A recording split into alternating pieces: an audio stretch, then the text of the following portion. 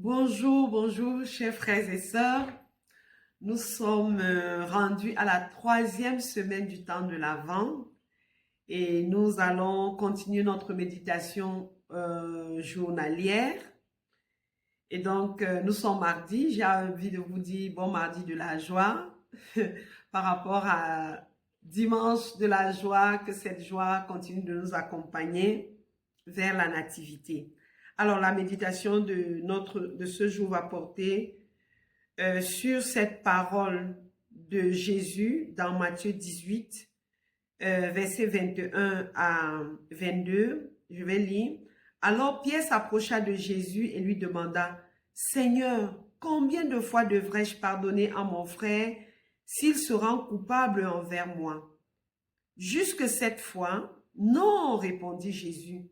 Je ne dis pas jusque 7 fois, mais jusque 77 fois 7 fois.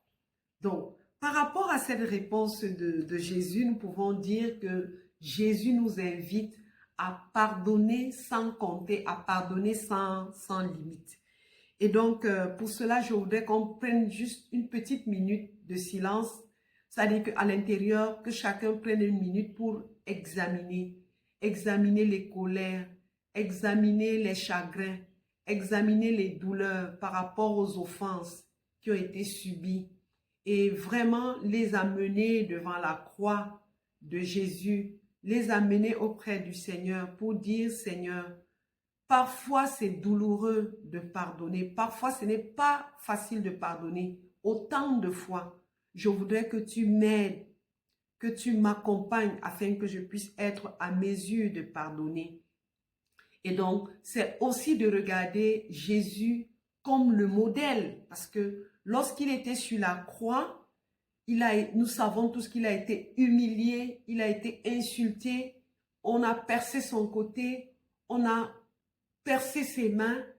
Et qu'est-ce qu'il a dit? Dans Luc 23, 34, Jésus dit, Père, pardonne-leur, car ils ne savent pas ce qu'ils font.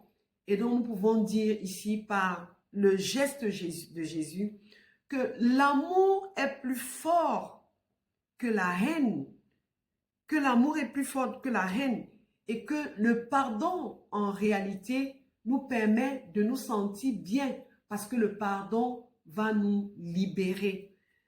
Le pardon va nous libérer. Ce n'est pas toujours parce que la personne qui nous a offensés mérite notre pardon, mais c'est que nous méritons d'avoir la paix. Nous méritons que notre cœur se sente bien.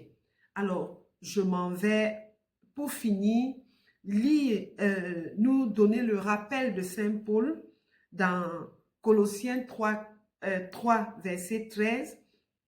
Qu'est-ce que Saint Paul nous dit? Qu'est-ce que l'apôtre Paul nous dit?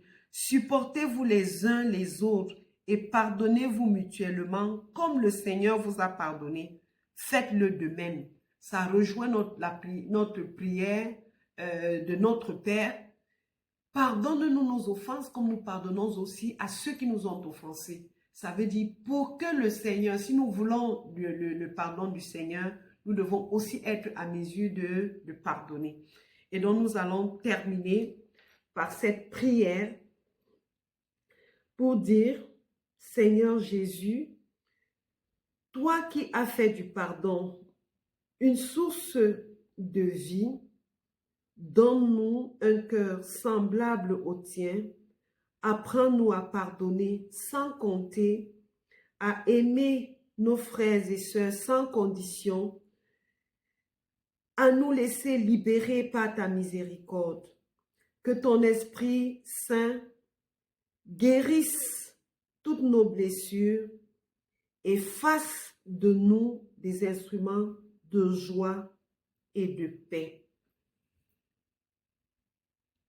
Alors, je vais vous souhaiter bonne suite pour ce temps de l'Avent. Que Dieu vous bénisse abondamment.